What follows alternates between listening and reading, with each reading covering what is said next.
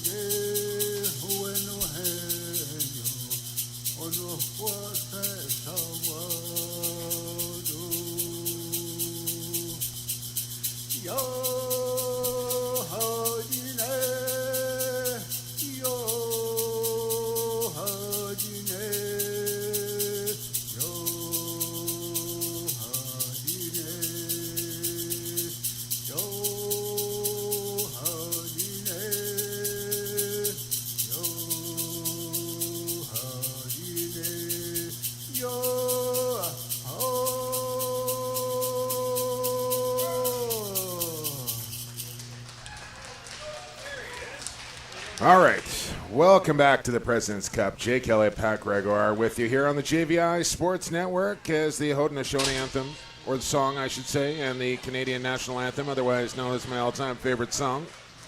Just playing in here inside the Iroquois Park Sports Complex. Patty, 2-0 Muskies, 1-1 Miners. Muskies have beaten Six Nations and Saskatchewan. Miners lost to Six Nations last night. They got a big win over Saskatchewan as well, as we'll have a look at the players to watch in this one.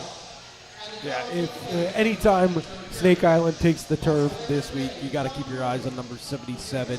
Already 10 points through the start of his tournament. He had over 100 points the first time in his NLL career last year with Rochester. One of the most electrifying righties on the planet. On the other side, it's Cam Milligan, who will switch his jersey here today. Wore 77 in white, 27 in black. Yeah, these are beauty throwbacks. Love the logo, love the look. 10 points as well for Cam Milligan. We talked about him yesterday, coming over interprovincial transfer from Ontario, but he's fit in really nicely with this Miners team. Muskies in white, Miners in black, and I'll get you some officials and some scratches here momentarily as well. Jordan Cornfield, Galiwade, blow the whistle. Let's play some lacrosse. We're underway here on day number 3. The final day of round-robin competition before we get into the crossover here in pool play. John Lentz, the vet, off to the bench. There's Richard Laughlin. Rink wide and quick tick there from when Greniak skipped wide, as now Connor Watson will go to work. He'll feed up high to Laughlin. He'll let it fly, and Nick Dimmitt, starting goaltender for the Muskies today, makes his first stop.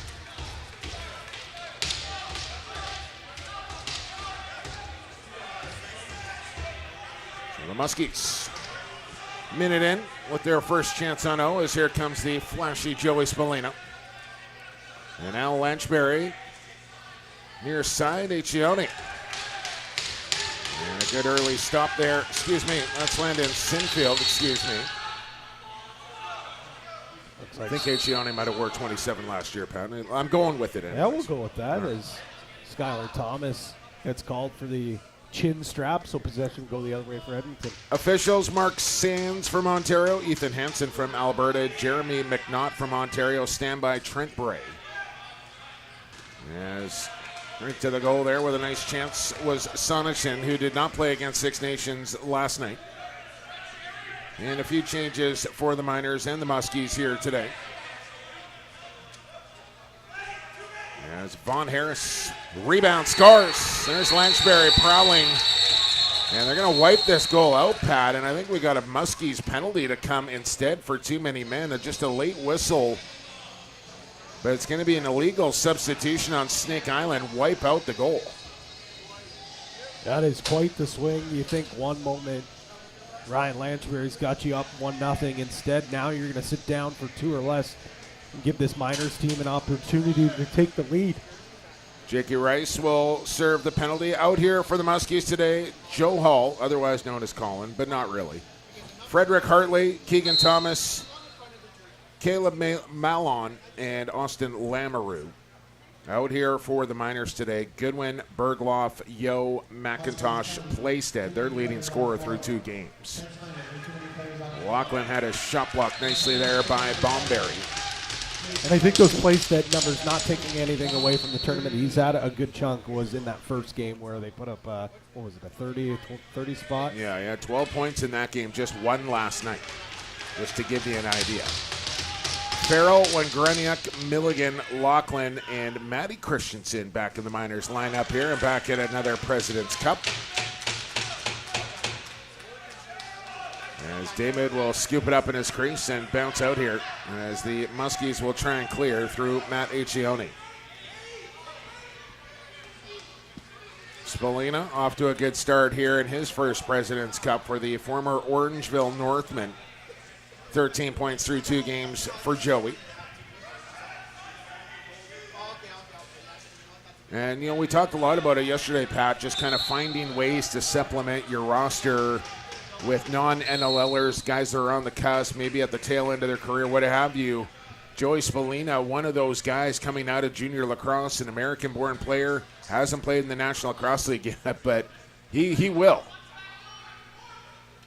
He's in the 2026 draft. It will be a pretty early night for him. I think he's going to hear his name called very quickly. Miners with good pursuit to the ball here and a long shot and forced David to make a pretty good stop. As it looked like Raposo got the worst of that on the follow-through as he tries to gut through this defensive ship. Lachlan and Damoud off to a good start. As here come the Muskies. And just minimal time left to kill off as a bit of an awkward collision near the Muskies bench there involving Jerry Stotts. Still running and gunning here at the Prezi himself. Here's Lanchberry, who thought he had a goal earlier. Rice coming onto the turf. Von Harris with a couple of swim moves. Shovel in front, nobody home. Power after the loose ball, and it'll be picked up by Ganton as he's got 4 wide here, and Power's just got to move that ball a little earlier, Pat. Reverse transition now for the Muskies. And there's the chance. McLeod with the answer. As the ball goes to the corner here, 3 Miners surrounded, and we're going to get Edmonton ball. Oh, there's the ball stolen right in there. And McLeod with a casual glove stop to rob his man there in Stone Jacobs. Not really sure what happened there on that turnover. Just lazy ball play by Edmonton. No one wanted to pick that up. Stone Jacobs said, yep, I'll take that. There's Milligan moving pick call. Stone Jacobs got a pick right in the backside, I think, from Connor Watson. And some early feeling in this pivotal game here as Watson gets some attention on the way back to the change here. And the Muskies did not like that greasy pick from Connor Watson. Watch number 10 on your screen here. Here's the initial. Oh, excuse me. This is the turnover, yeah? So possession gets called for Jacobs. Whistle blows. Just picks up that loose ball, takes it in the net. Wow. Just sloppy play by Edmonton. All right, now we're going to get the pick here. We just caught the tail end of it there, and speaking of tail end, that's exactly where Stone Jacobs took that pick. 5-on-5, looking for our first goal here this morning. Backhand shot, and that was ambitious there from Jake Rice, I'll say that. There's another moving screen call, and then a late shot, and then Spencer Milne with a reaction. And this is one here, Patty, where the officials probably just want to put a lid on this thing early and set the tone that they're not going to put up with this. No. Spencer Milne, I know he's a big boy. I don't know if the Stephen Keogh tree is the one I want to be barking up this morning. Yeah, I mean, that's a size mismatch, but I don't know if it's a fighting experience mismatch. No. Maybe it is, just for the other side. Yeah, and Keogh's not turning anybody down. Let's just be real with it here. Lachlan to the crease. And here's Briar Jonathan. As we are both a little dismayed here this morning, Pat, not to see old Snake Eyes in the lineup for the Muskies today. Yeah. But I'm sure we'll see him a little later in the week. And we had a chance to catch up with Joe yesterday here at the merch table. No freebies, though, Pat. Not yet, anyway. I'll be making my way back there for sure. A couple of nice lids. As my man Loelis says, joined Galiwade on the Snake Island bench, along with Steve Jacobs. Old Lukey Magnan, Derek Stacey back into town after a fresh Founders Cup championship with the Kahnawake Mohawks. Excuse me, the Hunters. I got to get seniors Mohawks, juniors the Hunters. Bowen on the go. Bounce shot kicked away by Damu. Top of the goal. The Medicine Men, as far as I'm concerned. Oh, the Akwesasne Medicine Men. One of the best logos you want to talk in the about game. It. Yeah. Great jerseys. Long live the Medicine Men. Great name, great logo. Snake Island pretty good too. Oh, yeah. Apparently it's not a place you want to go visit, Pat. You get dropped off at Snake Island, you're usually not coming home. 7 minutes gone here in the first. Lanchberry on the step back right on, and McLeod will swallow it up. As Milne up the floor quickly. Pretty good pace here for the morning contest on day 3. I think the fellas at their Wheaties this morning, it's a really good pace. Both these teams do like to run. Maybe not as much as the Merchants like we saw last night. My goodness. Just chatting with a couple of the Ladner guys after that game and said, what did I see up there? I said, well, number one, I said, you guys just need to stay out of the penalty box and play 5-on-5. As Spalina just missing. And I said, the other thing, you better be running hard to and from the bench to shut down the transition of the Merchants. There's Skylar Thomas working on the captain, Jared Toll. The switch from side L opens up nicely. Backdoor feed, and McLeod across with another stop. And Justin Morgan will get her across the turf here for Toll, who, well, I don't want to say he celebrated his anniversary yesterday, Pat. It was his anniversary yesterday, but Jared here in Whitby and had to put up an Instagram post thanking his wife for allowing him to come to another President's Cup to play lacrosse instead of being with his significant other. Maybe she's here. I don't know. I do recall a couple years ago in Oakville having the same conversation. Yeah, the life of a lacrosse wife. Look out here. Tough handle. Got to get it across. Not sure you're gonna. Nice job there from Keogh. Down to the crease. Here's the cut. Shot. That's good lacrosse there, just except the finish from Sinfield. As Ronan Push maybe with numbers here. So I think the Muskies probably a little guilty of not getting off the floor quick enough, as the Miners are beating them to the punch up the floor here in the first. Connor Watson. Langley boy. And drafted by the Burnaby Lakers. Couple of games in the NLL as well with Halifax.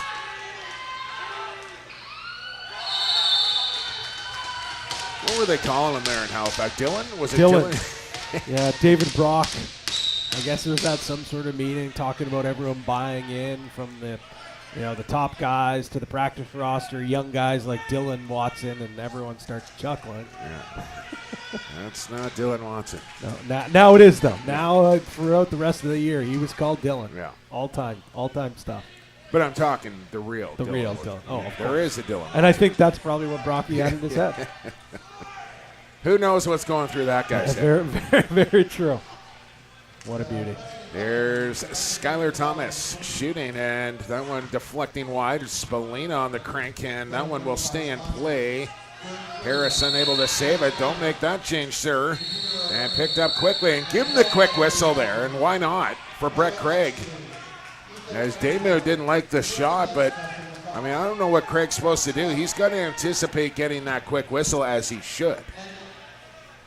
Yeah, Von Harris has to know better. You can't make that change there. Stay with your man. Do not allow him to get any ground. And then if there's a slow opportunity, you can make that change. It's a short change, first period, no problem. And I know a little longer in the tooth now for Vonnie, but there's a guy that has played defensive shifts in the National Lacrosse League. Yeah. May not want to do it. You got to do it. Thomas back on. Good up pick from Sinfield.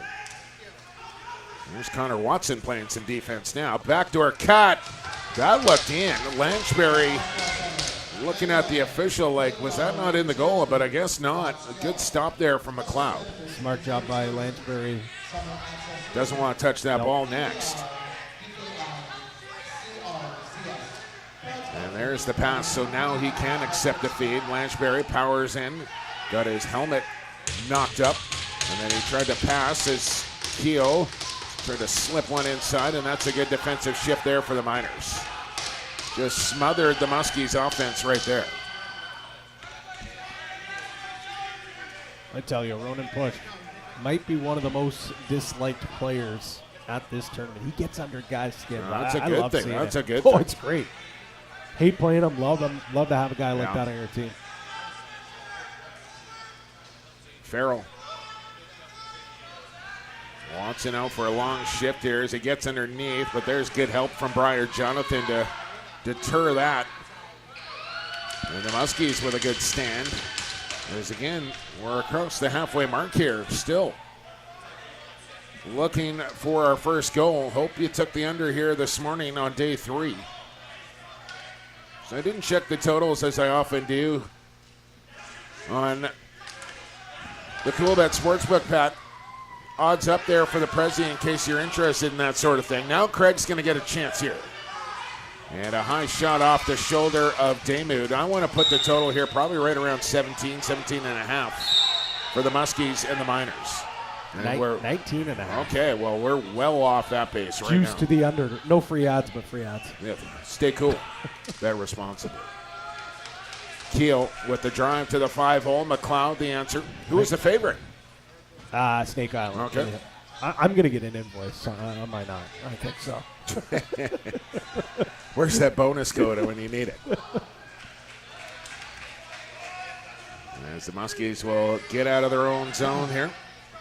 Brian Rice and young Owen on the way up as well. Yeah, with that Hunters team, he's an absolute player. Bright future for him. Harris, the stylish yellow kicks into the slot. Sinfield denied, and we carry on scoreless. Spencer Milne through the middle. Here in the air-conditioned Iroquois Park Sports Complex. Starting to get it, Pat. Yeah. But it's nice here as Watson to the short side, and Damoud says, that one's on me. I got to stop that ball. Pretty good shot. Hip high, short side, bounce shot. It's a tough one for the goaltender to get a read on, but, I mean, from that look there, Damoud saw it clearly, and that's normally one that he'll get in front of. Yeah, we'll see. Watson's going to get the cross-floor swing. No screen as Raposo gets out of the way. Quick conversation. Raposo says, I got to get out of your way. But no, Damoud said he's got to have that. Yeah, Damoud just completely guessed wrong on that one. Very uncharacteristic from a smart goaltender. Yeah, I mean, I honestly think goaltenders, and I might hear about it saying this, but I feel like they probably guess more than they lead on that they do. Like at some point, you have to, when the ball is just rocketing at you, you have to take some sort of an educated guess what side of the net, or if it's going low or going high. And he almost got caught again.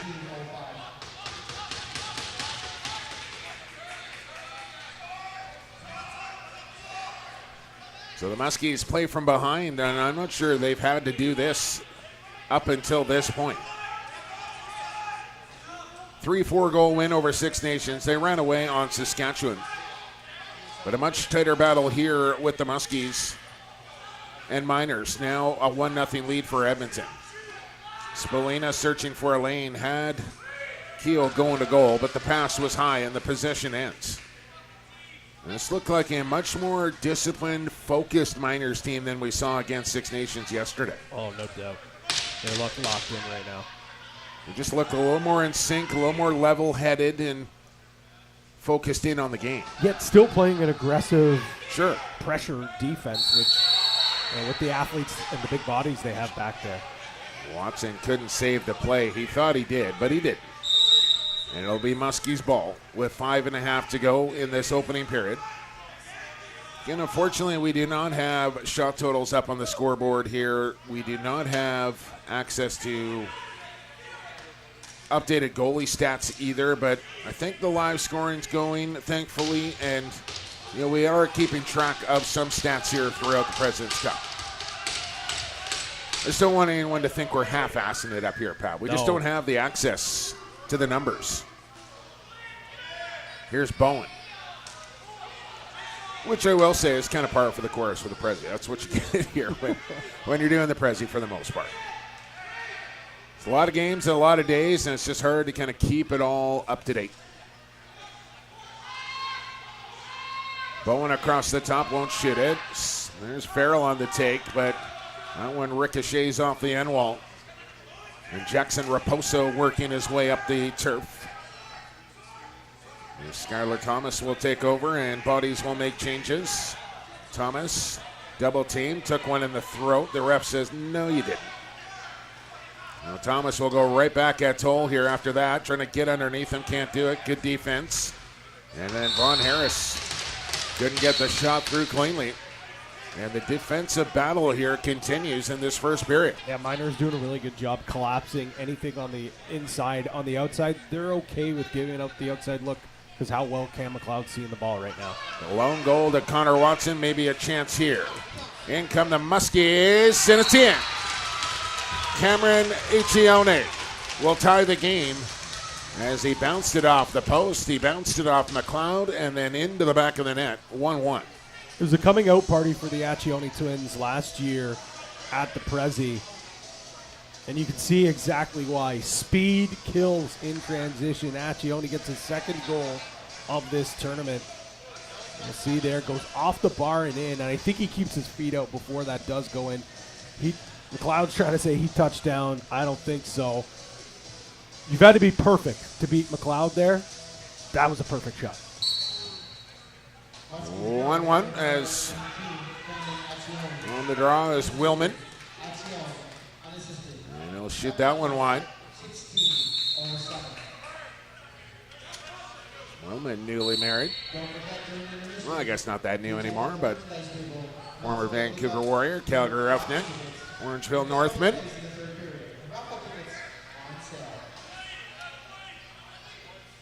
$18 on the clock here for the Miners. When Greniak to Sonicson, he'll take a stick in the chops. Just a brush, says the official. Bowen on a tuck, shoots and bounce that one. That looked like it went out of play. Keeps going here. Bomberry fishing, and it's brought in by Raposo. He'll run well across the restraining line and let it fly, and McLeod, no trouble. Ambitious shot there from Raposo. And a quick possession on the Muskies. We'll give another one here to the Miners with 3 minutes to go. Christensen. Milligan. Here's one. Greniak. Demood. Down low, makes the stop, and now Icione on another breakaway. Scars again. Oh, give him a clip it here on day 3. Icione with 2 breakaways and 2 goals. And how about the feed from twin brother? Lob pass right in the back of the pocket. Zaccioni hammers that one home, piping in. They have done that countless of times, whether it's with Barry Minor, the Toronto Beaches, Delaware, or heck, maybe even in their backyard. Bomberry absolutely in Connor Watson's grill here, and I don't think Connor's going to come to the ball, and now Bomberry starts to get sorted here defensively, but he was giving it to Connor prior to the faceoff. They didn't forget about that low cross check. Here he comes, the goal scorer for Edmonton. Bomberry will steer him down the wall, pick in the back, and got overextended, and Christensen almost tucked it under the glove. That's what can happen when you get a little too focused on maybe getting into your guy a little bit. All of a sudden a pick comes to your back and you're in some trouble. Got to communicate with your partners back there. Bomberry winds up like he's going to two-hand him one more time before he makes the change. And just sending a message, okay, you got away with one. You do that again, there's going to be a problem. Here's Sinfield. He'll turn the corner. Good ball movement here, and Harris down the middle. There's a good hustle to the loose ball there for Keogh. Oh, McLeod got the inside step on that one. Now Keogh had a stick yanked out of his hand. Is that tape around the shaft of Keogh's stick? Is he using a wooden shaft at it?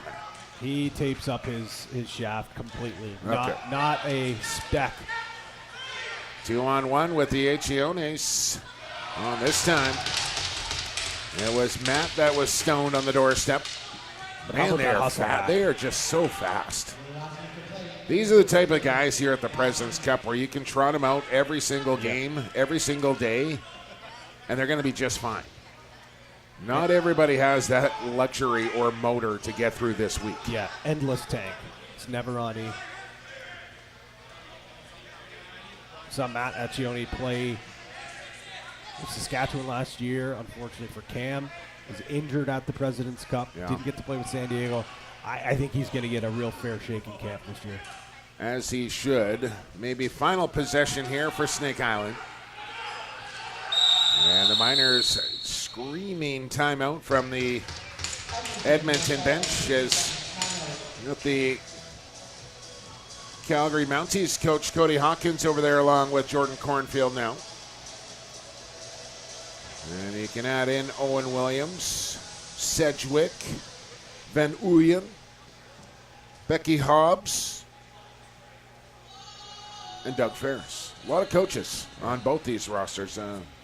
We got like 6 or 7. They do have Steve Toll listed. I don't see old Toller down there. I think that was kind of the plan. As we'll get a look here at the Achiones again, Pat. I think the plan or the desire what a save. Was to get Steve Toll on the bench. Of course, he was coaching the Minto Cup with St. Catharines, but we saw shortly thereafter Steve Toll put up a post on Instagram stepping down as the head coach of St. Catharines, and you wonder whether the timing of that was a little bit peculiar, right? Whether he tried to do that so he could join the Miners. Like, I think the plan was always for him to step down, but he did it so quickly, and I think he did it so he could get on the Miners bench here at the President's Cup. But there is a rule with Lacrosse Canada that you cannot coach with 2 different teams in major in the same season.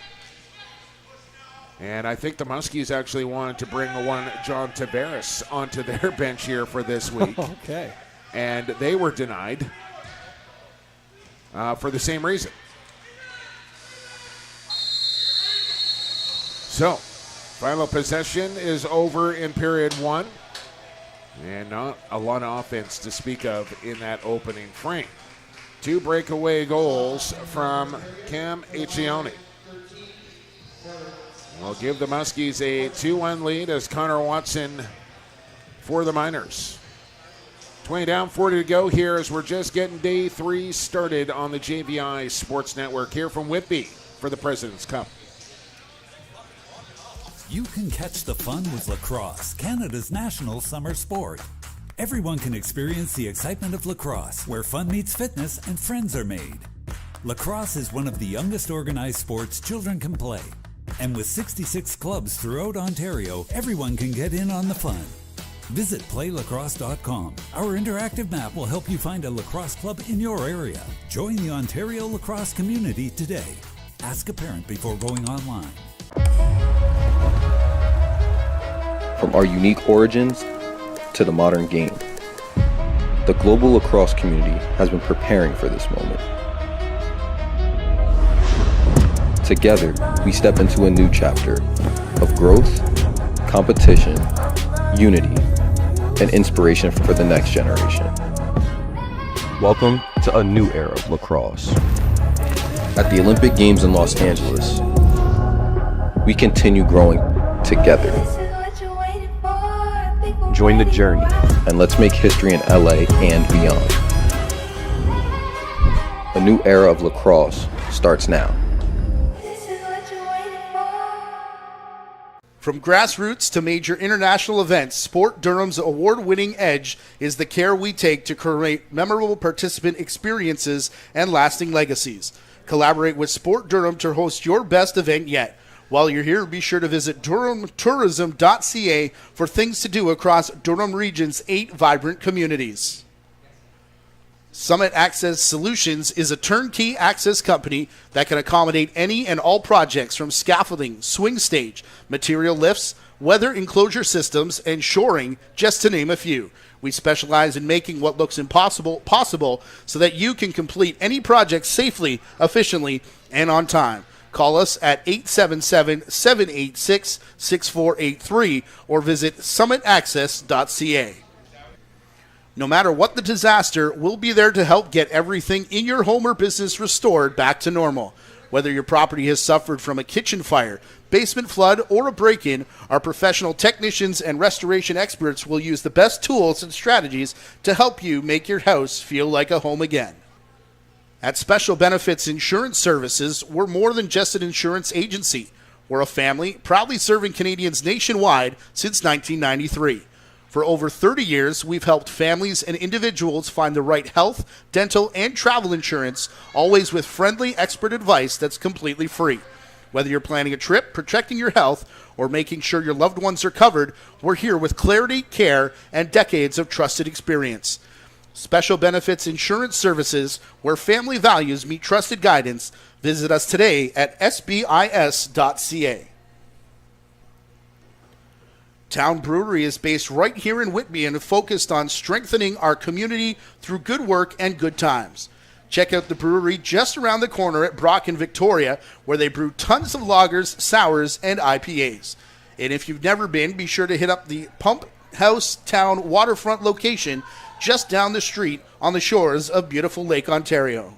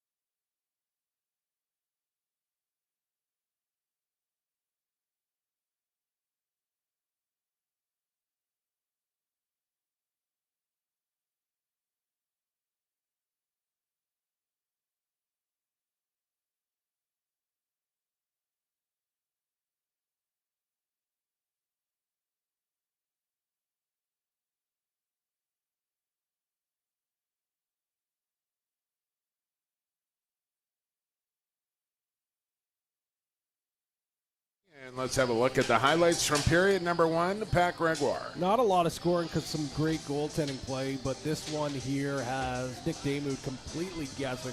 Connor Watson opens up the scoring. But a pair of goals from Cam Accioni. First goes barring in, keeps the feet almost out. Cylinder rule, big topic of discussion. The refs say he's clear. But Matt to Cam, just like backyard ball, and Barry almost places that in the exact same spot. McLeod can't believe he let that one in, but that's pure snipe, and that's where we stand. But as mentioned, only 3 goals in that first period. Big reason because of these guys right here. Damude and McLeod. Speaking of Damude, just got a big follow from Debbie Damude on the old Instagram feed right there. So welcome to the Prezi, Debbie. And Nick playing well here. He's got his Muskies 2-0. And trying to go perfect in the round robin. Miners trying to get their second win of the week. They dropped a tough one to Six Nations last night, but you knew the Rivermen were going to respond after their opening loss. And now the Rivermen will play Saskatchewan coming up here, Pat. And good chance they're going to win that game, which means they're going to be 2-1. And if the Miners go on to win this game, then we're going to have 3 teams in this pool at 2-1 potentially. And there's where that goal differential will come into play, as you see a couple of great stops by 2 St. Catharines Athletics alumni.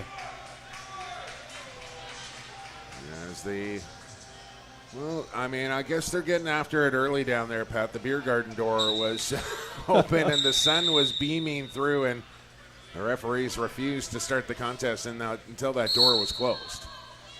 The people want the town brewery. You cannot blame them one bit, as we thank all our sponsors here on the webcast for the President's Cup. And my guys, Brendan Bomberry, and Josh Johnson, Juicy J himself, hopping on board this week. And we'll have another coming up starting tomorrow here at the President's Cup. As I'll allude to that as maybe some transition here for the Muskies. And Skylar Thomas will tie the game, give the Muskies a 2-goal lead. As more transition here for Snake Island. These Beach Boys are buzzing out the back door as Jackson Raposo gets involved in the transition game. The Hopkins grad finds Skylar Thomas knocking on the back door off the bench. One hard fake and right by the hip. That's 3 now on McLeod. The first 2 were offside. This one here, stick side hip, and it's a beauty. But they're all almost perfect shots. I don't think McLeod or any goaltender is stopping those things. Well, so far through this Prezi, man, you've had to be perfect to beat McLeod. And I said it last night. Say what you will about the struggles that he had during the winter season with Calgary. He is here. He's completely locked in. And obviously he's got to prove it to himself and prove to the Roughnecks that he can be a future goalie of that franchise. Yeah, a little smaller of a net, and a bigger stick, and just, I think more than anything, comfortable at this level with these guys in front of him. He knows this defense, this team so well, and he's been here before, and I think his confidence just a lot higher here at the President's Cup than it probably was with the Calgary Roughnecks. He was so good in Oakville a couple of years ago, man. Took him right to the championship game. As that pass for Von Harris out of his reach and unable to save it there as Toll wants to go quick. But they're on the wrong side of the floor here for those 2 righties.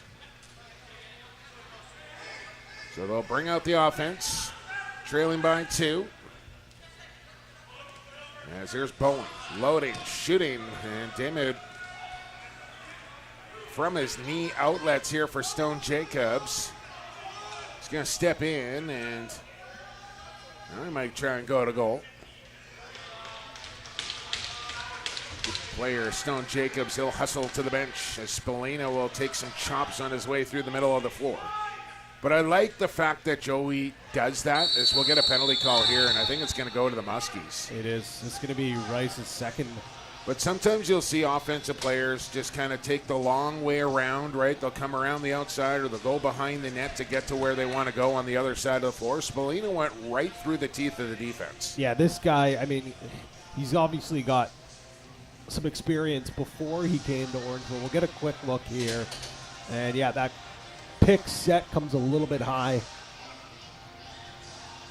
As Rice going to sit down for 2 or less. The Miners with a big opportunity to sink their teeth into this 3-1 lead. Well, they need something to kind of get it going here for the Miners with just that one goal from Connor Watson in the first. Farrell tried to sneak one over the far shoulder at Daymouth. Christensen will fish out another loose ball. A little bang on the boards for the boys to try and get the momentum going here. If you're Farrell, that's got to be a quick stick. Daymouth's too quick to go crease to crease, make that stop. When Greniak on the sidearm, Daymouth stretching out an arm for that one. Look at that ball. That was right in the pocket of Raposo. As the Muskies will make some changes.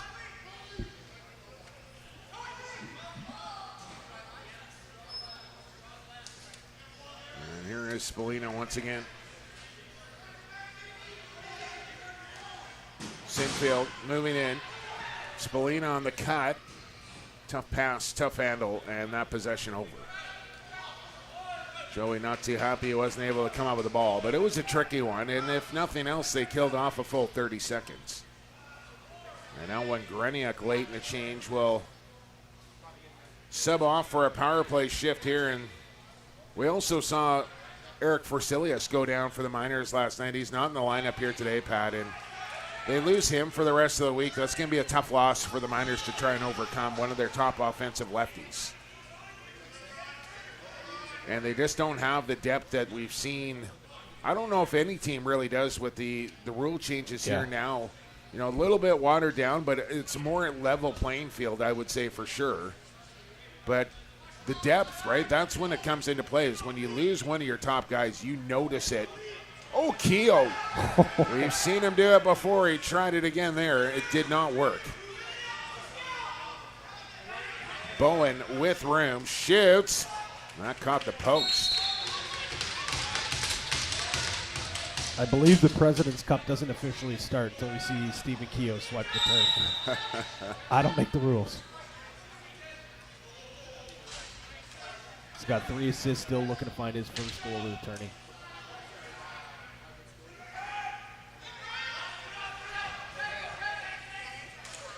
Here's Lachlan. Bowen. Again, Daymouth with a high stop. Long feet ahead for Thomas.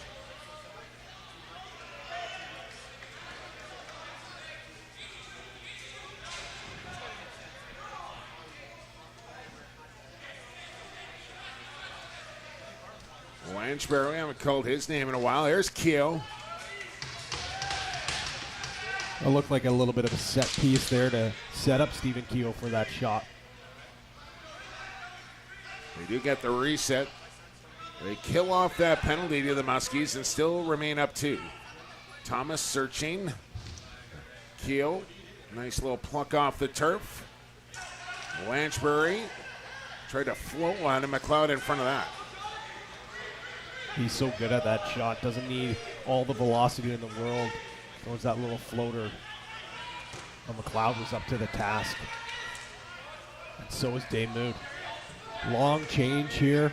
And we're going to see a little more transition for both sides. But Edmonton's done a really nice job with the exception of those couple of goals. And look at that move from Lanchbury, and another pick from Lookout as Rice. Rice has got to be careful. Yeah, you got to rein that in. He gave the official a pretty good chirp there, and lucky he didn't get rung up. Ronan push off the outside of the post. As the Miners coming close here, and look out inside as Bomberry mixed up with Saunderson. And he's on the edge right now himself. Well, there's one thing I know. Is after you played a game against Adam Bomberry, you know it. Yeah. Here come the Muskies. Feed to the crease, and Thomas couldn't handle the pass there from Conley. As he gets in a greasy chop on the way off. As in comes Brett Craig. He's going to shoot it. Why not? Off the pad of Daymouth. Yeah, his body's starting to fly around here a little bit as Willman stepped into his man. That's the other thing. When you got those type of guys on your back end, like Bomberry and Breyer and all, it just makes everybody play a little bit bigger, right? Yeah, even on the defensive end. Yeah, no doubt about that. I like the blend of different styles that this Muskies team has on defense. You've got big bodies like Willman, like Breyer, Jonathan, but then you got the speedsters like the Accionis and the Pozo. But I think the Miners have done a nice job just staying focused here and kind of playing through the muck a little bit, and not getting wrapped up in that game. They're not gonna beat the Muskies playing that game. No, but they're still playing physical within the lines, within the whistles. They're playing tough, but we're not seeing the chirping, the hacking and whacking that we were seeing in the bench last game against Six Nations, where they got really caught up in that. Lanchberry, the feed to Thomas. He's going to drive it right in on McLeod off his shoulder. Reset the 30 here for the Muskies, trying to make it a 3-goal lead. As Keel, Spallina, thought about switching hands there. Now Thomas, skip feed, Lanchberry, who put up over a hundo in the National Lacrosse League last year. And had to be right there in the MVP conversation.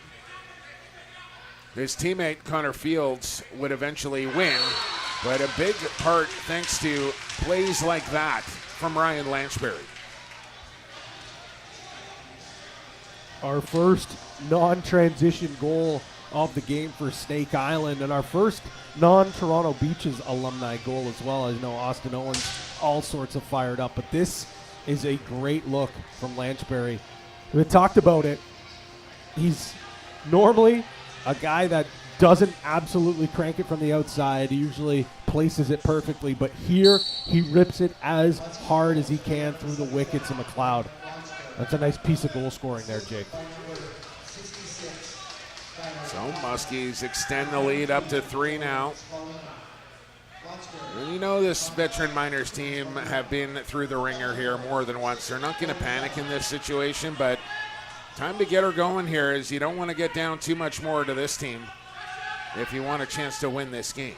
Feet in front, Lachlan dropped the pass. A nice shovel ahead, and here comes Hops. No transition for Snake Island.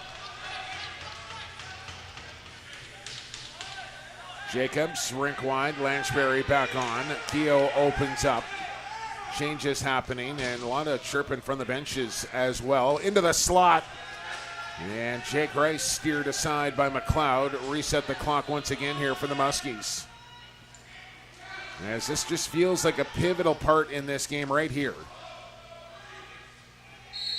As bodies hit the deck again, and up slowly for the Miners is Seidel. As we're 9 minutes into the second. A 2-1 game after 20, a 4-1 game at 9 minutes in. Dean Farrell slithering, Bowen shooting, Demude off his goal line, cut down the angle. And a battle for the loose ball in the corner. Sonerson will get to it. Luck out. Had his head turned the wrong way and gets laid out. Right there by Brian Rice. It's a good hit. Not quite Levi Tui on Kyler Francis, but still. Oh, Skylar Thomas. Count it. And clip it for 66.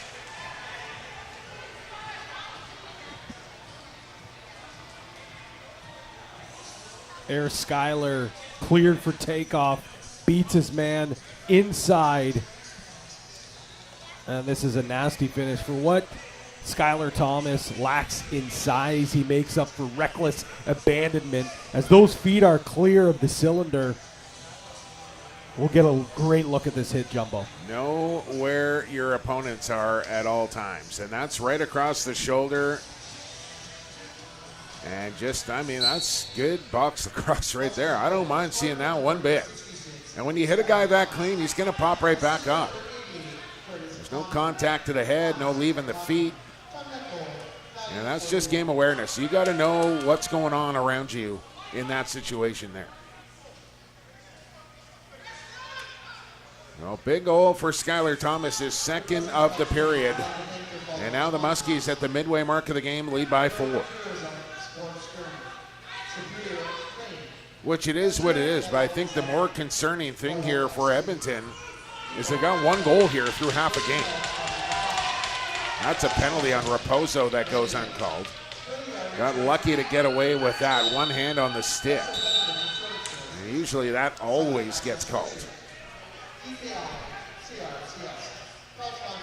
Your thoughts, Pat Gregoire? Yeah, he got away. I know that's a former Ironhead. I gotta be unbiased though. That probably should have been old. Okay, that's why I was wondering. You didn't comment on that, but now I know why you didn't comment on that. Lintz, no looker, stopped by Nick Damu. He is dialed in right now for Snake Island. That's a great chance for Needham. He's done a really good job crashing and banging, freeing up space. Has a lot of offensive looks. You can tell he's frustrated there as he bangs his stick on the boards going on the bench. Miners, speaking of, they need Needham to get her going here. As Power can't do it.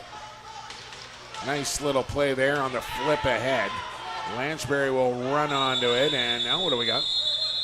Injury in behind the play to Power, who is literally trying to just crawl back to the Miners bench. He'll get some attention now. I mean, I don't know if we're going to have this. Unfortunately, folks, it was quite behind the play. I just think he went down awkwardly, maybe an ankle. Just maybe the turf monster took a bite out of the foot there of Power, and he went down. Okay, we do have the look here, so let's have a look. Power was coming in with some speed here, and oh yeah, that's ankle. Oh man, that is. Man, I hate watching stuff like that, but you got to do it. Here's the schedule for the rest of the round robin. We won't know who the matchups will be tomorrow until today is done. But you got Ladner, Allegheny coming up next. Pat, we'll have that one. You're sitting in for a triple today as you get Saskatchewan and Snake Island at 5, and then we wrap up day 3 with the Merchants undefeated against the winless Blizzard of Winnipeg. There's our standings. So maybe a collision course here between the Merchants and Muskies. Wouldn't mind that for a President's Cup final one bit. Long way to go. I know Allegheny certainly has something to say about that. Well, I know the classmates are hoping for an Allegheny Snake Island final as well, Pat. Oh, yes, they are. That was a pretty juicy parlay right there. What was that, like plus 2,200 or something? I can't believe that. Something like that. Allegheny Snake Island final.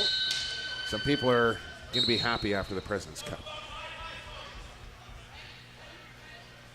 5-1 Muskies with 8 to go here in the second.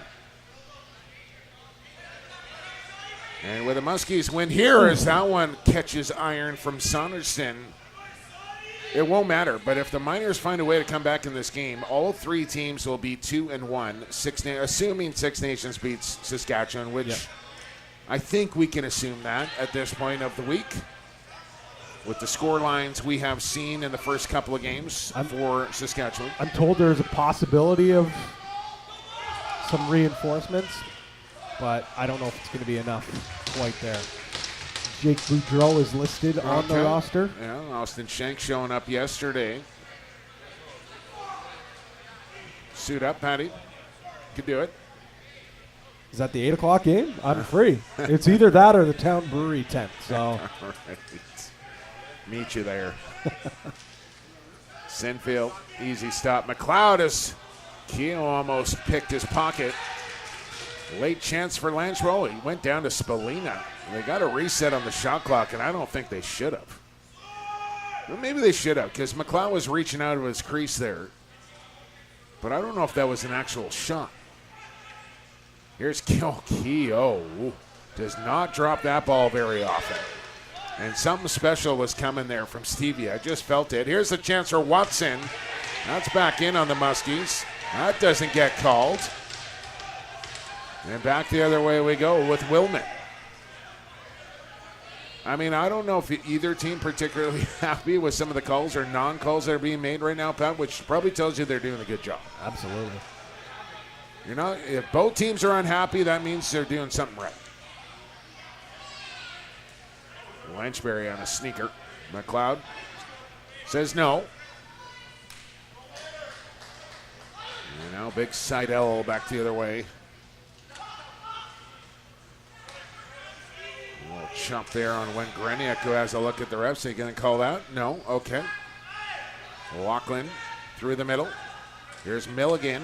Tried to hit Farrell on the cut. And now on the pop out. David stick save, and we'll get a penalty here as Stone Jacobs going to earn all the 2 minutes or less he will serve right now. But, when you're cutting through a defense like the Muskies, you cannot go half speed or go halfway and stop. You have to put the stick up and go full bore right through the middle if you want a chance to score a goal. You give a half-hearted cut, that's when you're going to get lit up. So just keep going and go full speed. Run through it. I don't know if that was the slash that they called. If that's the case, I think we've seen some heavier hacks than that. Milligan sets it up for Farrell, and again, Damoud has just got a read on it in this one. They're really looking to Farrell on that backdoor side. And Damoud knows that, though. Yep. Don't kid yourself. He is across, early. He knows it's coming. And he's one of those other big guys that I think just people assume, look at his frame. He's a shot blocker. He just plays his angle well. No, that's not the case. He moves really well post to post in his crease. And you remember going back to Oakville where the Muskies came in with a pretty good squad that year, and Damoud went down with an injury, right? And he just couldn't recover from that, could the Muskies? You take your starting goaltender off your roster here at the Prezi, you're cooked. Good interception from Ronan Push. His Keogh's looking like he's got a little burr in his saddle today. I believe that's Vaughn Harris. Oh, excuse me, that was Harris. 28, not 82. Keogh's flipped around to 8-2 here for Snake Island. Is that veteran status there for Harris, maybe? I think so. A high shot over the goal for Christensen. Spin it around. Here's the take. Lachlan. That's off the mark as well. And a power play chance late in the shot clock forces Damoud to make the stop. But there's going to be a bit of a double take. Joey Spallina on the back end crease, killing a penalty. And look at the clear here from Joey as well, just bouncing off the bodies. And that's exactly why Coach Magnum put him back there. That'll endear you to your teammates as well. Your offensive stud back killing a penalty and then gets the clear as well. Pretty impressive stuff from 22. Out of the box comes Stone Jacobs. Another failed power play attempt for the Miners, and they still remain down 4 late now in this second period. There just has not been much offensive production. Maybe there has been. I think the chances have been there, but Nick Damoud has been there time and time again. We'll stare down another as that one didn't get through to the goal. Bowen, late in the shot clock again, will launch. And look out, that's off the mark. Here comes Stone Jacobs in transition. He's going to get a chance. And, Cam McLeod falling over makes the stop. That would have been a dagger right there from Jacobs. But the Muskies have held the edge in the transition play here in this game as well.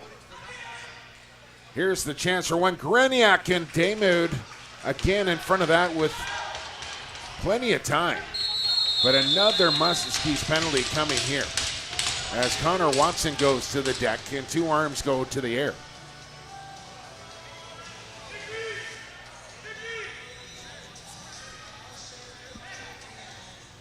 Let's take a look at Spallina here. What a shift. We'll see first the penalty. Here's Spallina down on the crease. Gets the loose ball, and then it's a mad dash to the center line. That's 1.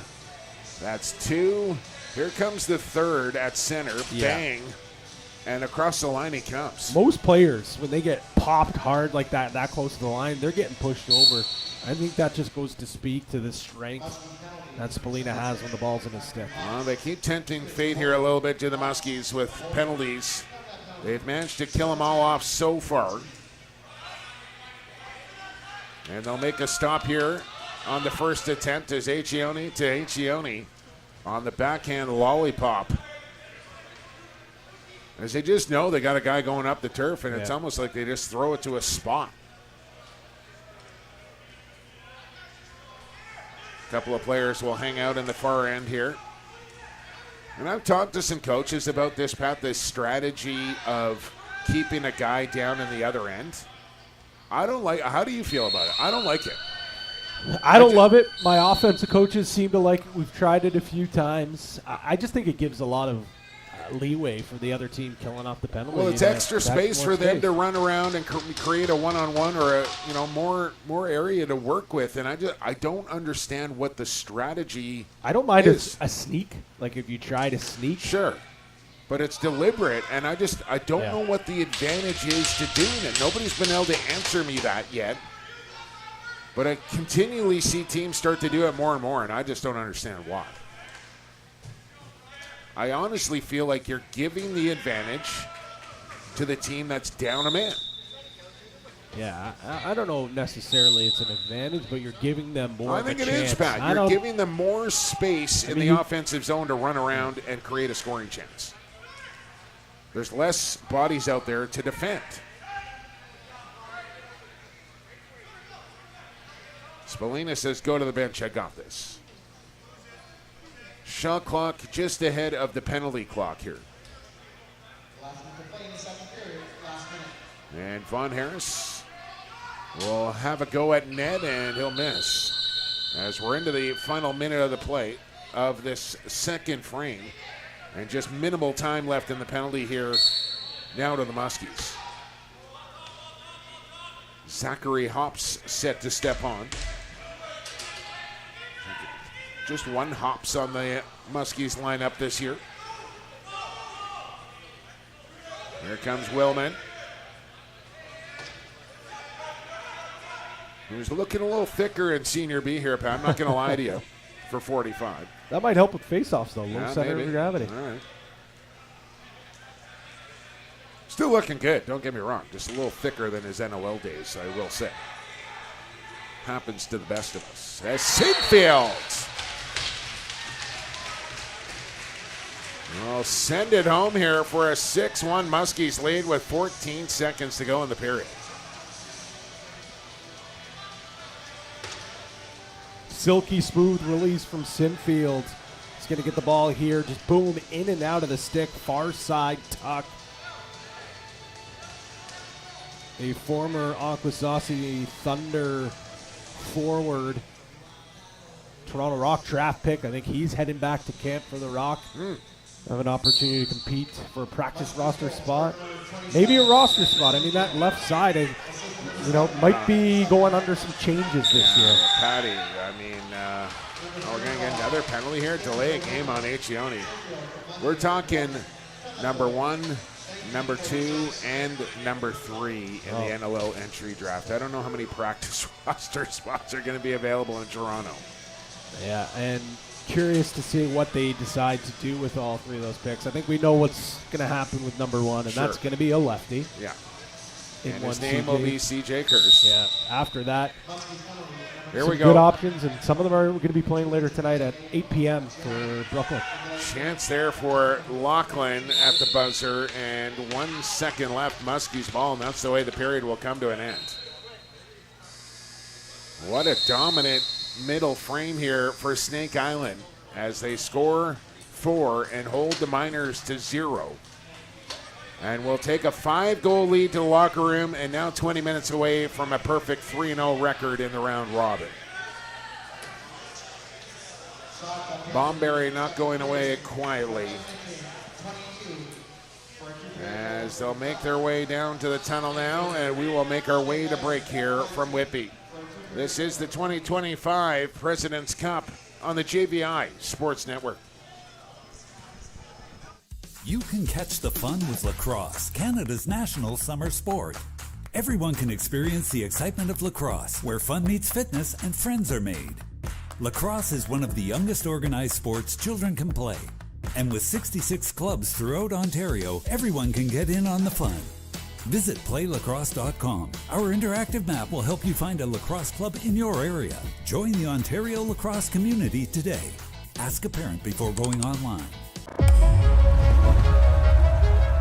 From our unique origins to the modern game, the global lacrosse community has been preparing for this moment. Together, we step into a new chapter of growth, competition, unity, and inspiration for the next generation. Welcome to a new era of lacrosse. At the Olympic Games in Los Angeles, we continue growing together. Join the journey, and let's make history in LA and beyond. A new era of lacrosse starts now. From grassroots to major international events, Sport Durham's award-winning edge is the care we take to create memorable participant experiences and lasting legacies. Collaborate with Sport Durham to host your best event yet. While you're here, be sure to visit durhamtourism.ca for things to do across Durham Region's 8 vibrant communities. Summit Access Solutions is a turnkey access company that can accommodate any and all projects from scaffolding, swing stage, material lifts, weather enclosure systems, and shoring, just to name a few. We specialize in making what looks impossible possible so that you can complete any project safely, efficiently, and on time. Call us at 877-786-6483 or visit summitaccess.ca. No matter what the disaster, we'll be there to help get everything in your home or business restored back to normal. Whether your property has suffered from a kitchen fire, basement flood, or a break-in, our professional technicians and restoration experts will use the best tools and strategies to help you make your house feel like a home again. At Special Benefits Insurance Services, we're more than just an insurance agency. We're a family proudly serving Canadians nationwide since 1993. For over 30 years, we've helped families and individuals find the right health, dental, and travel insurance, always with friendly expert advice that's completely free. Whether you're planning a trip, protecting your health, or making sure your loved ones are covered, we're here with clarity, care, and decades of trusted experience.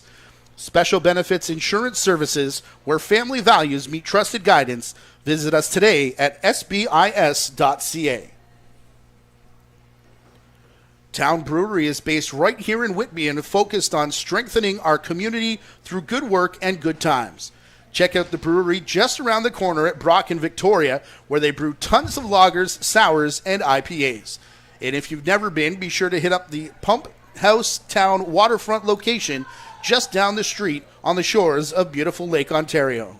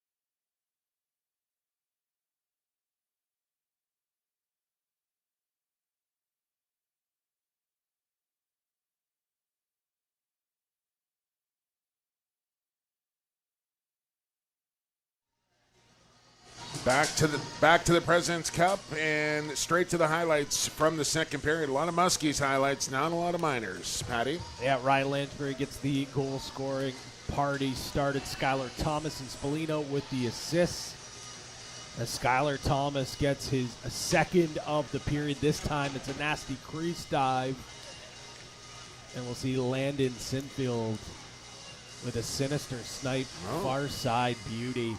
That's where we stand. 3-0 period for Snake Island. 5 straight goals for them in the game. So not panic button time just yet for the Miners, but I think urgency has to be through the roof this period. Yeah, better get the first one and start from there here if you're the Miners. As both teams back out onto the turf. Hopefully you're back on the JVI Sports Network in front of your screen, wherever that may be. We appreciate you tuning in to the President's Cup. Here from Whitby, Ontario, just after noon Eastern time. So maybe some breakfast and a morning coffee on the West Coast for game number 1 here on day 3. Allegheny and Pioneers coming up next. I'll put you on the spot here, Jumbo. What do you feel like is the magic number here? 7. You think 7? Yeah. I mean, you tell me. Do you see a 5-0, 6-0 period coming here? Yeah, really neither don't. do I. And that's just the way it is. Not with the way that Nicky Damude's been playing in between the pipes. I'll tell you that for free. Can it happen? Sure. Blow the whistle. Let's play some lacrosse. Will it happen? I don't think so, but let's find out. That's why they play the games, Jumbo. It's what somebody said. Who said that? Yogi Berra? I think you're right. I think it is Yogi Berra. Absolute quote machine. The baseball player, not the bear. That's Yogi Bear. Yeah, I know. Hey, boo-boo. Keep it on the rails here, Greggy. 6-1. It's only game 1. Long way to go here this week in Whitby. Von Harris, there's another guy that, if I recall, picked up, I don't know if it was last year in Ladner or the year in Oakville, where they lost him at a certain point of the tournament as well. And hasn't had his best day here today, but there's a guy that can really just pop off for a 3 or 4 goal game at any time. Yeah, when that stick heats up, he's a tough one to stop. Speaking of heating up, the Chiefs will go for 3 straight man cups as they disposed of Peterborough last night at home. 5 games it took, and we'll have a rematch of the 2023 Man Cup final. Chiefs and Bellies from Queen's Park Arena, September 5th, game 1. Doesn't get much better than a Man Cup at Queen's Park Arena, Get your tickets now, I will say, because I don't think there's going to be too many left come game 1. I'm going to have to, reserve a parking spot or something there. Because it is going to be at a premium at QPA. Well, you would think, Matty, I would have one reserved, but I do not. Here's Cammy Milligan. Good ball movement here. When Greniak has got the rush gloves on now here for the third period. Didn't help him on that occasion. And the ball bounces into the Miners bench here.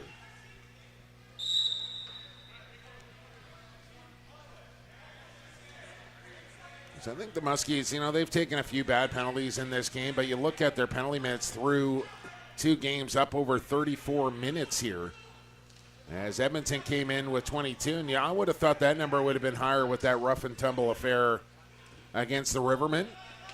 But I think both teams have reined in their discipline here in day 3, and you're going to need to do that the rest of the way if you want to win a President's Cup. Talking to NLL Hall of Fame official Bill Fox was saying that's usually what happens in these tournaments. You get a feeling out process, testing the waters, but as the games get more important, that's when the boys start to behave themselves. And he also kind of took it to another level and talked about the officials working together and how guys have come from Alberta, BC, 3 Nations, all these different leagues, and all of a sudden get slapped together as a trio and say, okay, go officiate the game, where they all have a different feel and temperature for how the game is going to be played.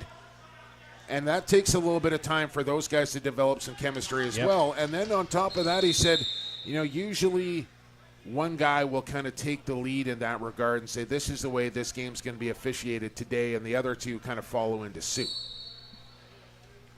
So it's a bit of a game within the game as far as the officials go as well. Certainly is. I can just see our guy Largy right now just smiling from ear to ear that we're talking officiating here in the third period. Get back to work, Lucas. He's editing the podcast as we speak.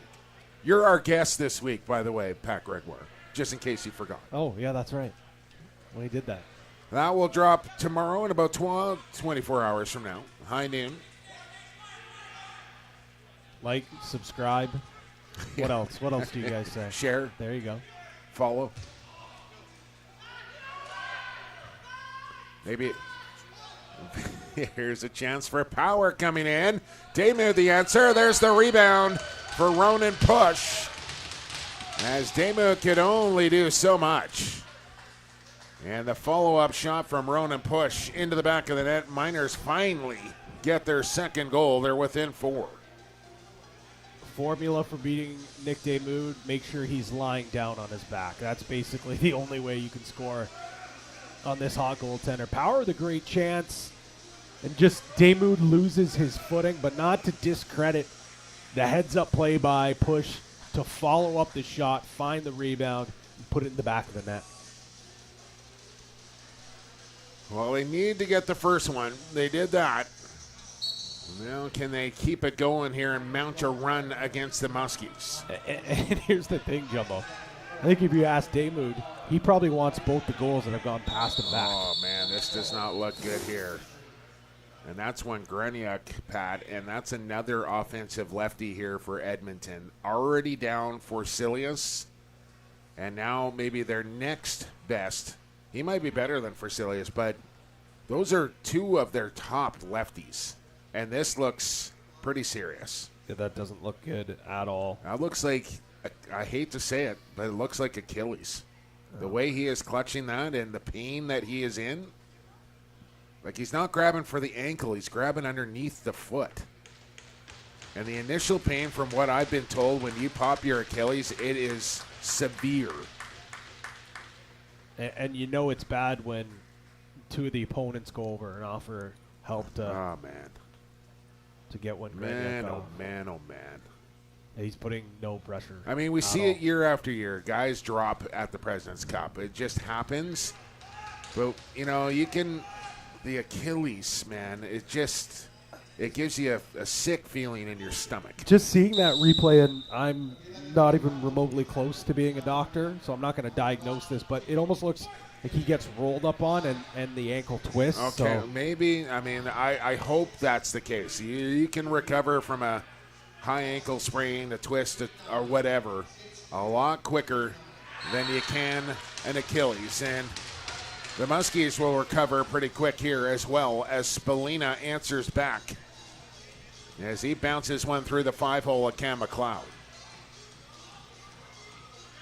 Spalina gets his first of the game, 6th of the tournament, and allow me to borrow a phrase from you. Clip this, Okay. clip it, All right. because this is exactly how Spalina put a boatload of goals up for Orangeville, comes around a screen, uses the screen to his advantage, and deposits in the back of the net. And how deflating is that, right? You get the Yeah. first goal of the period. You think, okay, maybe we got a shot here.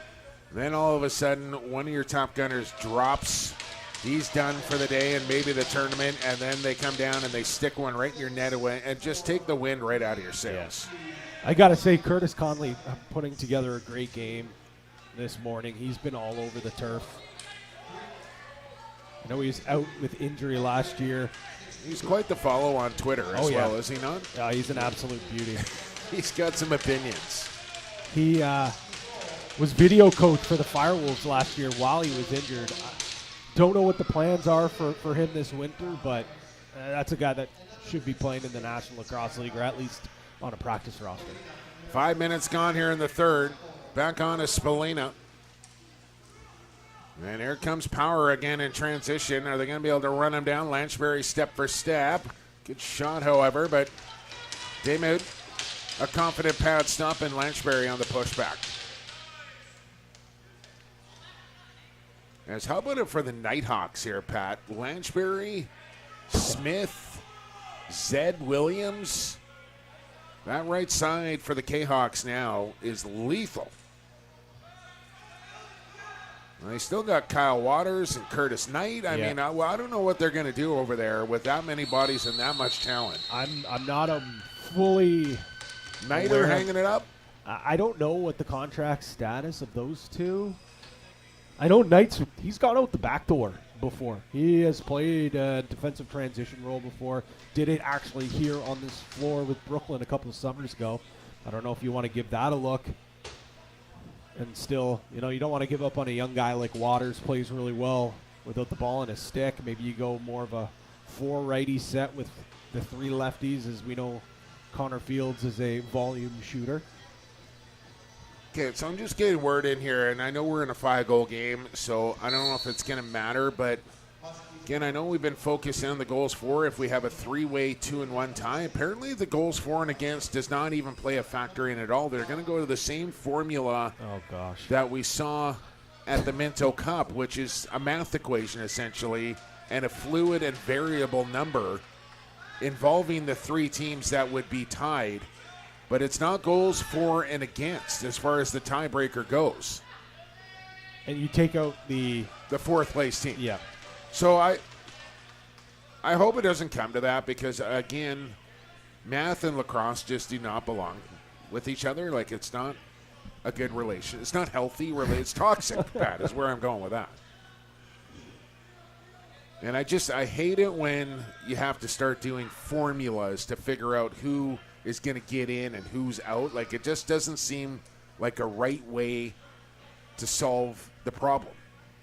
I can see Evan Schemenauer and Graham Perro smacking their keyboards right now after you said that. They are excited. Get the pocket protector out. Good feed, Milligan to Farrell as they go to that look again, Pat. And Daymud each and every time has had the read on it. I'd like to see another quick stick from a pass-off. Yeah. One more. Get it back across the crease, maybe. There's the look again. Farrell on the take and straight out of play. Just hasn't been the day that Dean Farrell has been looking for. Well, you could probably say the same for a lot of those Miners down there who are stuck 5 and 12 and a half to play. Sinfield again, move, scores! How about that move?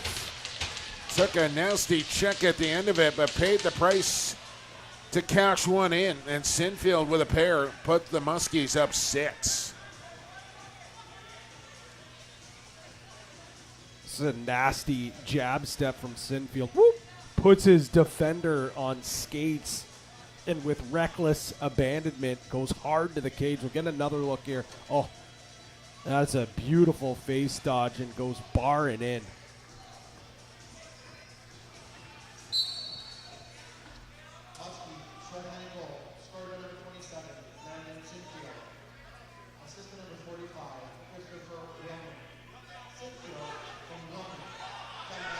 Chance here off the faceoff. Raposo.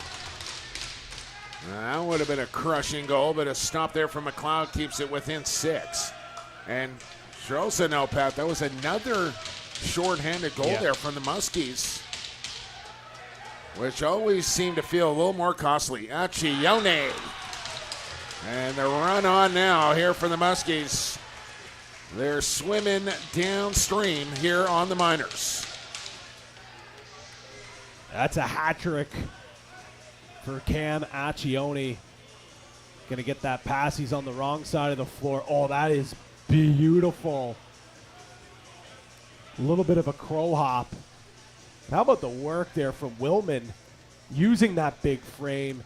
That's a crafty shot, too. Leaner in the air. Oh, jumps in the air, leans, makes it look like he's going to go far side.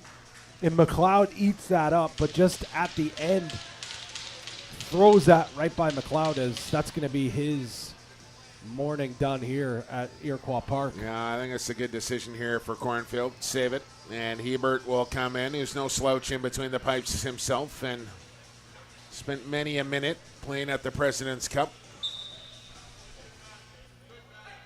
Jamie Batley texting me right now, Pat. He's saying the formula has been the same for the last 30 years at the President's Cup. I said, so is your hairline. Look out off the Miners bench there. But I suppose he's right. You got me there, Bats.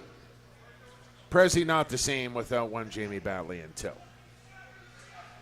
Kahnawake went down to defeat to the Muskies to make it here to the President's Cup again. And we talked a lot about Joe Hall here so far this week, and rightly so with the living legend himself. But here comes Stephen Keel with a chance. Down to the crease, and Lanchbury won't force the issue. And we're trying to figure out the exact number. I don't think even Joe knows what it is, but we do know it's right around 20 appearances. He did take a couple of years off to play with the Six Nations Chiefs, where he won a couple of Mann Cups. He said, of course, COVID missed a couple there, and he can only think of maybe 1 or 2 other years where he didn't join another team or the Muskies didn't make it, just maybe a year or 2 where he just didn't go. Not in here today for the Muskies, but with all those years and all those President's Cup appearances for Joe Hall, just 1 championship. Yep. And could this be the year for number 2 as Lanchbury will send it home? And he said, Pat, that, if he did get a second championship in the last probably, 5 or 6 years, that would have been the swan song for Joe Hall. He would have retired, but he still wants that second championship, and he wants it with the Muskies. Yeah, it means so much to him to get it, and that's why he's still here trying to get it. And I think this might be the closest or the best chance that they've had, since he's joined this Muskies team. And they're right there. They were the favorites, right, on the futures odds there at Cool Bears. We'll give the Polar Bears another shout out here, Pat. They had the Muskies as a few teams just behind them, but they were the favorites coming into this tournament. And I don't think I've seen anything to change my mind on that. Yeah, I think the 2 teams sitting atop of their pools right now are the favorites. And one similar aspect that they have to their game is deadly transition, young legs. Yeah. Oh, Keogh just hit somebody with a shot there. It looks like he's going to be okay. That's Jackson Ganton getting up slowly.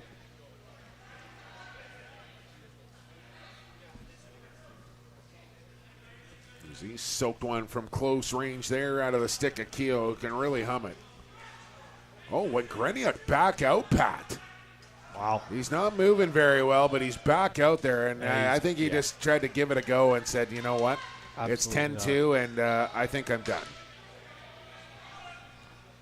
Yeah, he's done. Yeah, credit to Greniuk. He's but positive that he could just get even back out to try it. Oh, man.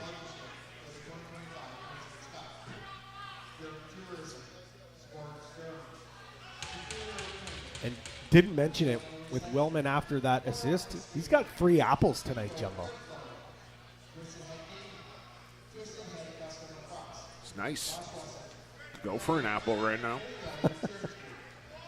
Farrell. He could go for a goal here as he's just been stymied all day long.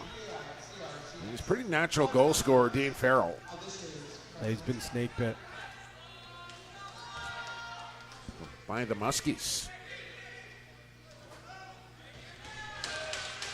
I don't think you can eat muskie, can you, Penny? Or you probably can, but don't want to. Goaltending change here for Snake Island. As Keegan Thomas will come in for some mop-up duty. Excuse me, is that Willie Johnson in there? It is. Will the Thrill Johnson. All right, so Johnson will get some stretches in while the play down the other end as they switch on the fly. And you just love that. The sport of box lacrosse, he can switch your goaltender on the fly. And he's just going to step in there and finish this game off with 8 minutes to go. And I think a smart move from Galiwade Mitchell to, get Damoud out of there, keep him rested, keep him healthy, keep him fresh for when the games matter most a little later in the week. And keep Will Johnston active. Sure. And get him. You never know. They know It's happened before where Damon went down and they needed their backup goaltender to step in for, some significant minutes in games. And I think this is preventative, right? So it's good coaching. So I got to say, missing shooter over there, Josh Sanderson, usually a fixture on that Muskies bench at the Prezi. Yeah, not sure what happened there, to be honest with you. The head coach might need a little downtime for the Roughnecks boss. He's got the draft coming up. You're going to be on that, Pat? Yes. Here's Rice. One more to Rice again. Brian and Jake out there. And the Muskies will chew off some more time here on the shot clock. Ganton without a stick here. As it is just laying on the turf. It's not broken, I don't think. Ouch. Again with another soak. And I could hear that under my headset, Pat. That looked like he took it right in the thigh, and he'll have a perfectly circular bruise on his leg come tomorrow morning. Yeah, and I'm pretty sure he was the one who soaked that Stephen Keogh shot as well. Almost in the exact same spot. Let's have a look here. I mean, this. Oh, man. And then he takes a hard bump. Yeah, welcome to the Prezi Jacks again.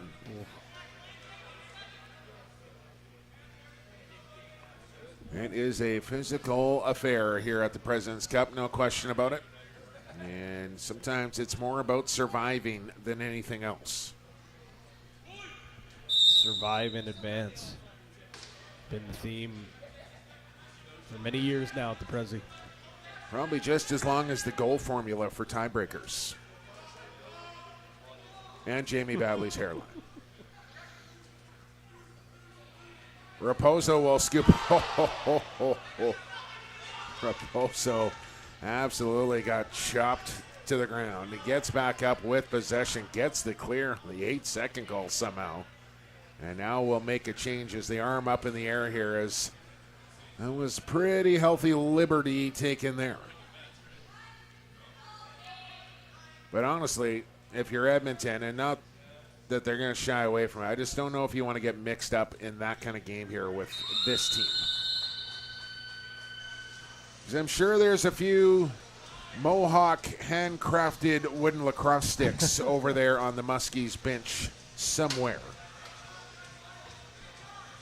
No free ads, but Mohawk.net if you want to check one of those out. I saw one at the... they got a raffle going. Yeah, the raffle table got the there. red stick. I saw a black one yesterday. This is the exact same one that you had. Yeah, I got a black one in Oakville, and now they got the red one up for grabs here this week.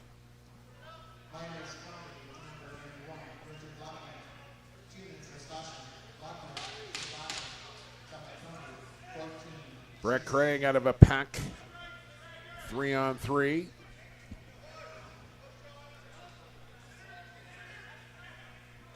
Well, we know this, that most likely it'll be Winnipeg and Saskatchewan on the outside looking in. So even with this loss, the minors tournament not over with a 1-2 record. They'll just have a stiffer competition to play in the crossover. But we won't know who that will be until this evening's action comes to a close. We may know a little bit before that, but that'll be for the later guys to figure out. I mean, you're on the call at 5. I'm not sure who's. It's got to be Maddie and Sully, Maddie and Largy. Maddie and Largy. Okay. 8 o'clock. You can do the math, Carrick. Not us. Under 5 to go here in the third. Give it to the Rook. We'll get Largy to do it. Yeah. Somebody will figure it out. He looks like a math guy. There's Keogh. Oh, look out here. Keogh will not like that check from Seidel, but he will just move away to the crease as he went right into the danger zone there. Lintz up for a loose ball, reaching, double teamed. Ball in front of the Miners bench. Seidel over to help out. Here comes another Muskie and Keogh. I'll tell you, this Julius Molina, man, he just knows how to play one way. And that's full speed all the time. And he's built for the box. No, he really is. I mean, he is kind of a throwback type of player. There's Bowen with a pretty good move. Then he got knocked down by Raposo. That's outstanding defense from Jackson Raposo. He'll talk Bowen all the way back to the bench. As we're in G time now here, 3.5 to go. And it's the Muskies in full control.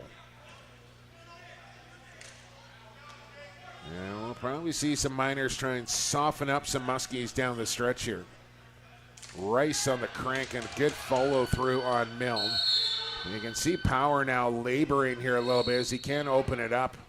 He's still going to try a shot, and he's going to go down here. I think he's got some cramping issues, Pat. Yeah, he went down before he even picked up. He wanted to get the ball. scoring chance before he was about to go down, but I think he's just cramping up on the back end here. Yeah, that's a calf cramp if I've ever seen one. Yep. A little pickle juice, some mustard, a little banana in there, Pat. He'll be good to go for tomorrow. Stretch it out. I got to give a huge shout out to the training staff, to all these teams this week. I walked down the hallway where the majority of the teams are. Multiple guys on the table. They might be the hardest working folks here all week long Absolutely. at the President of Trainers here. Absolutely. Yeah. We'll see. Look at Power. He can barely move here, but he just wants this goal-scoring opportunity, takes that shot. And I think the adrenaline wears off as he drops down to his knees and still struggling to get off. Hopefully that's all it is a calf injury, Jake. 3 minutes to go here. And Okay, so the tiebreaker formula, Pat, not that I want to get into this minutia here, but apparently goals for divided by goals for plus goals against, and the closest number to 1 is the team. Does that sound right? yeah, Right. yeah, it does. Okay. That is the formula Good that luck. someone else will be doing. We'll figure it out for you, folks. Don't worry. But we know this. Maybe the we'll Muskies are going to move to 3-0. Maybe we'll just AI it. You did not just go there. Inside joke, folks. Inside joke. Just AI it. Ball out of play. Oh, man, I'm never going to forget that. Allegheny and Ladner up at 2 o'clock Eastern Time. Myself and Patty will be right here in the broadcast booth in Whitby for you. Stone Jacobs, the late chance. Go to goal, Dean Farrell. Why not? As Will Johnson, makes the stop.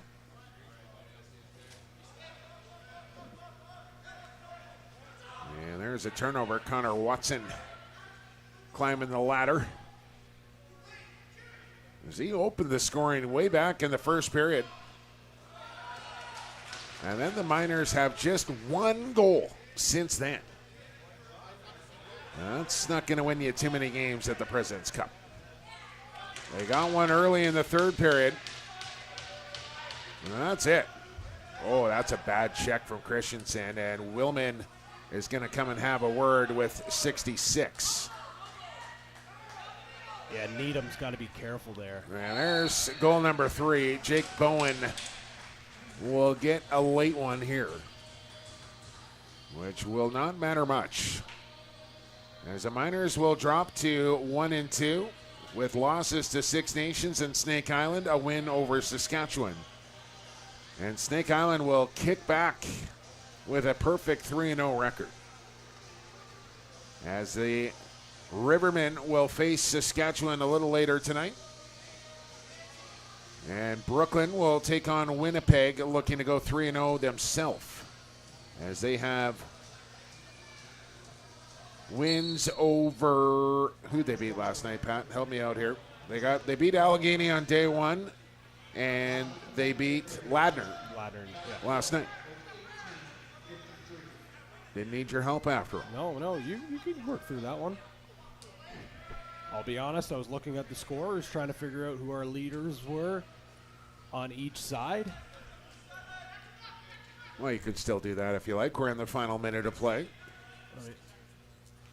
We'll also have the players of the game coming up after the contest here, so stay tuned for that. 3 different goal scorers for the Miners, Watson, Bowen, and Push. And then on the Snake Island side, Skylar Thomas, 2 goals, 2 assists for 4 points. Cam Accioni with a hat trick. Yeah, for me, it's Accioni's to have here in this one. And for the Miners, I mean, you could go Nick Damoud as well. I know he doesn't play the full game. Yeah, I mean, you could. But I also think Jacob Power was pretty good in transition all game long here for the Miners as well. And I don't like just giving it to an offensive guy every game in a tournament like this. There's more facets to the game of lacrosse than just putting up points. And this is a team game. You need defense. You need goaltending to win in the sport of box lacrosse. So I think a little shine should be given to all facets of the game. You don't have to tell me to give love to the defenders, especially those gritty stay-at-home guys. So this one a final 10-3 Muskies in convincing fashion here. And quick handshakes to come, and then players of the game, Greggy. And coming up next, we mentioned Ladner and Allegheny, 2 1-1 teams in a very pivotal game on deck next. Yeah, looking forward to that one indeed. I think they saved us the good games this afternoon. As you can see, Ladner, Allegheny at 2 p.m., and then at 5 p.m., Saskatchewan Six Nations. And then the home team will wrap things up with the nightcap against Winnipeg Blizzard. Well, pretty good crowd here to start the day on our broadcast side here in Whitby. I mean, a Tuesday morning at the Prezi and home team not involved. I mean, it's a nice little crowd that showed up here today for this one. Yeah, pretty legit crowd for sure. I know a heavy dose of some Edmonton Miners fans that made the trip. We've seen some Snake Island fans as well, but just some lacrosse fans out to watch some good ball. Handshakes are done in this one as the teams will line up for players of the game, but it's all smiles on the side of the Muskies as they're 3-0 now as they look to make their way right to the big show on Saturday. For Edmonton, number 91, Richard Laughlin. Well, they're going to give it to Richard Laughlin.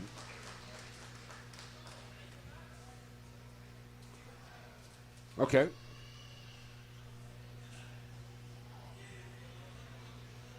And for the Snake Island Muskies, number 66, Skylar I don't Thomas. think Rich wanted that. He's kind of like shaking his head a little bit going, what are you picking me for? Skylar Thomas for the Muskies. Yeah, 4 spot for him, 2 goals, 2 assists. And one final picture here to wrap up the opening game of day number 3. Muskies are 3-0. Miners 1-2. More action to come here from Whitby on the JVI Sports Network for the President's Cup. Back in just over an hour for now for Arrows and Pioneers. Join us, won't you? But for now, we'll bid you adieu. Grassroots to major international events. Sport Durham's award-winning edge. And for Pat Gregoire, I've been Jake Elliott. For the fastest game on 2 feet, for the creator, we'll talk to you in an hour here from the President's Cup. From grassroots to major international events, Sport Durham's award-winning edge is the care we take to create memorable participant experiences and lasting legacies. Collaborate with Sport Durham to host your best event yet. While you're here, be sure to visit durhamtourism.ca for things to do across Durham Region's 8 vibrant communities. Summit Access Solutions is a turnkey access company that can accommodate any and all projects from scaffolding, swing stage, material lifts, weather enclosure systems, and shoring, just to name a few.